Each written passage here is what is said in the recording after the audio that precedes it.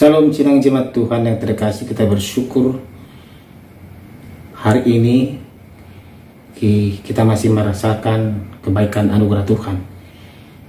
Itu terbukti kita dapat beraktivitas, bekerja, dan memberikan yang terbaik untuk Tuhan.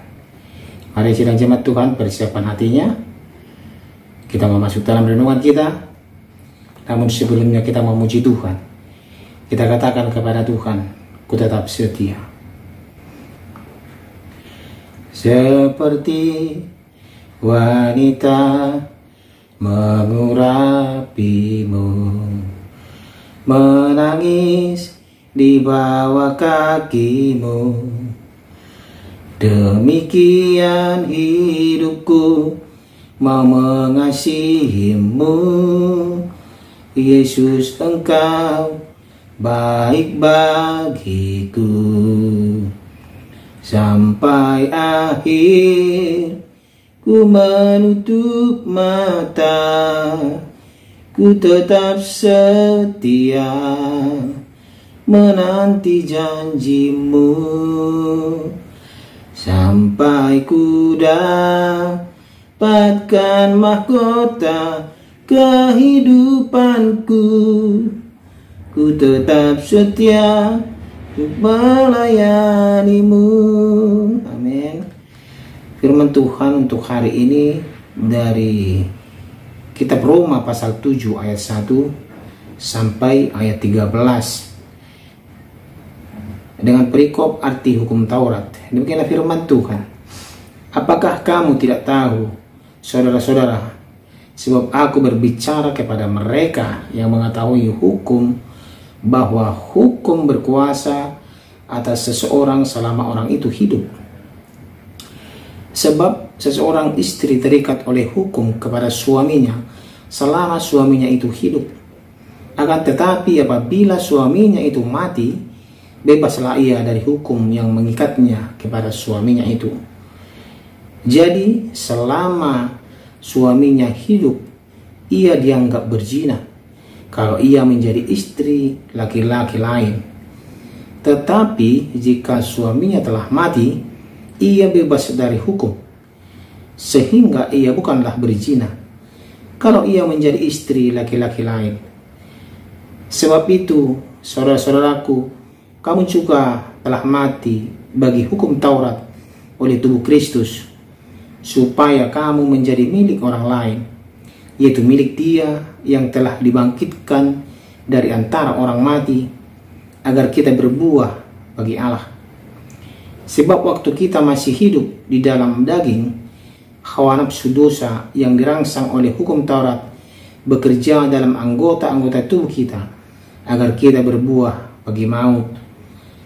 Tetapi sekarang kita telah dibebaskan dari hukum Taurat, sebab kita telah mati bagi Dia yang mengurung kita, sehingga kita sekarang melayani dalam keadaan baru menurut roh, dan bukan dalam keadaan lama menurut huruf hukum Taurat.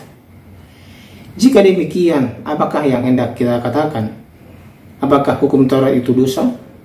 Sekali-kali tidak. Sebaliknya, justru oleh hukum Taurat aku telah mengenal dosa, karena aku juga tidak tahu apa itu keinginan.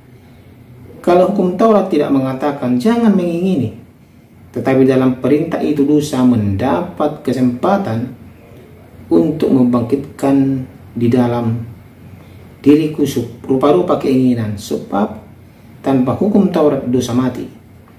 Dahulu aku hidup tanpa hukum Taurat, akan tetapi sesudah datang perintah itu, dosa mulai hidup. Sebaliknya aku mati, dan perintah yang seharusnya membawa kepada hidup, ternyata bagiku justru membawa kepada kematian. Sebab dalam perintah itu, dosa mendapat kesempatan untuk menipu aku, dan oleh perintah itu ia membunuh aku.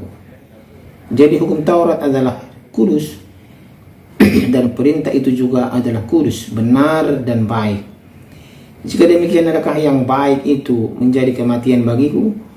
Sekali-kali tidak, tetapi supaya nyata bahwa ia adalah dosa, maka dosa mempergunakan yang baik untuk mendatangkan kematian bagiku, supaya oleh perintah itu dosa lebih nyata lagi keadaannya sebagai dosa. Demikianlah pembacaan firman Tuhan.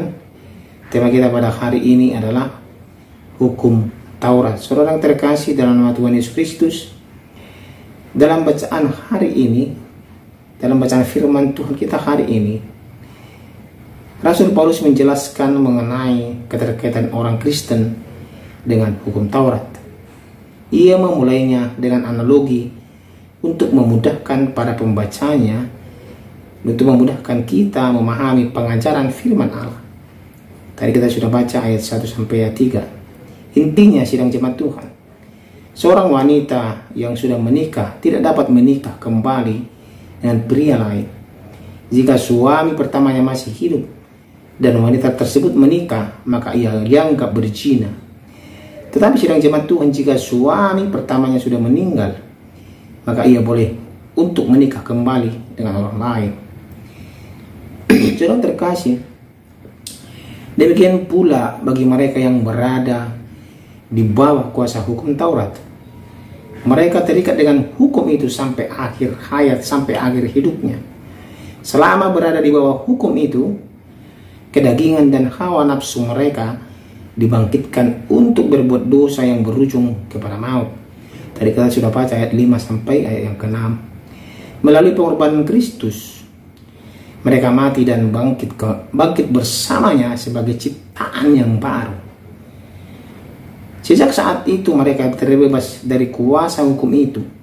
Sebaliknya sidang jemaat Tuhan, sebaliknya terikat kepada Yesus Kristus. 4 sampai ayat 6 tadi kita sudah baca. Sebelumnya sidang jemaat Tuhan, mereka berusaha menjadi benar dengan menaati hukum Taurat.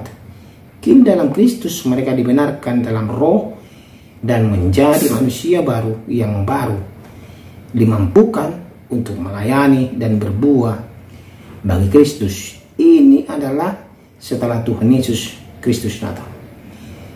Jika hukum Taurat membangkitkan berbagai keinginan dosa, apakah hukum Taurat itu jahat? Tadi ini pertanyaan kita lontarkan sering ya.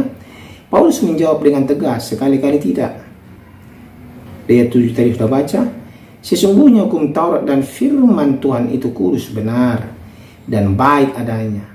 Pertama, hukum Taurat membuat kita menyadari perilaku dan kondisi keberdosaan kita. Kedua, hukum Taurat menyingkapkan keburukan dosa dan akibat dosa yang dapat membawa manusia kepada kematian kekal. Saudara terkasih, sebagai orang yang ditebus oleh Yesus Kristus, kita tidak terikat dengan kewajiban menjalankan hukum Taurat dan segala peraturan tambahannya seperti orang Yahudi.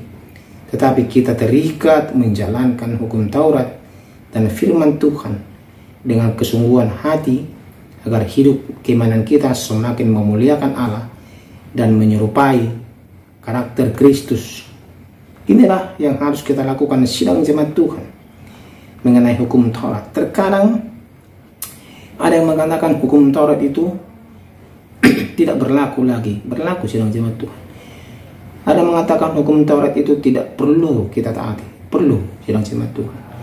Akan tetapi dulu orang Yahudi hidup dalam kekangan hukum Taurat, tapi sekarang itu dalam roh kebenaran yang telah diberikan oleh Yesus Kristus kepada kita. Jadi sidang jemaat Tuhan, semua saling melengkapi satu dengan yang lain. Jangan kita mengatakan ini penting, ini tidak penting, tetapi semuanya satu kesatuan, saling terikat, saling menopang, saling memberikan yang baik dan dampak untuk kita sidang jemaat Tuhan. Mari sidang jemaat Tuhan, apa yang Tuhan inginkan untuk kita lakukan. Apa yang Tuhan tetapkan untuk kita, tetap kita lakukan seperti hukum Taurat. Amin. Mari kita berdoa. Terima kasih ya Tuhan untuk firman-Mu hari ini yang mengajari kami bahwa kami tetap melakukan yang sesuai dengan hukum-Mu ya Tuhan, tapi kami tidak berkewajiban untuk melakukannya. Ajar kami ya Tuhan untuk selalu melakukan yang terbaik untuk Tuhan dan berbuah di dalam Tuhan. Dalam nama Tuhan Yesus Kristus kami sudah berdoa, bersyukur, berterima kasih. Amin. Seperti wanita mengurapimu, menangis di bawah kakimu, demikian hidupku mau mengasihimu. Yesus, Engkau baik bagiku. Sampai akhir ku menutup mata, ku tetap setia menanti janjimu. Sampai ku dapatkan mahkota kehidupanku, ku tetap setia, ku melayanimu.